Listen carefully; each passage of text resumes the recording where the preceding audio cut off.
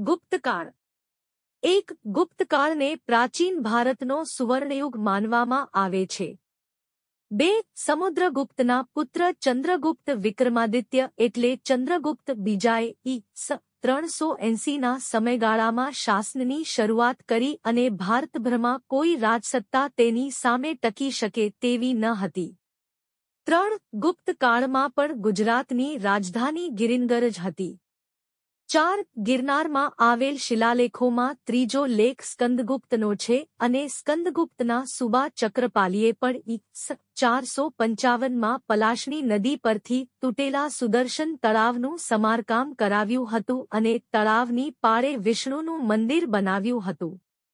5. ગુપ્ત યુગમાં ચાંદીના સિક્કાઓનું પણ ચલણ હતું જે સિક્કાઓ ચંદ્રગુપ્ત વિક્રમાદિત્ય, કુમારગુપ્ત અને સ્કંદગુપ્તના છે. 6. ઈ.સ.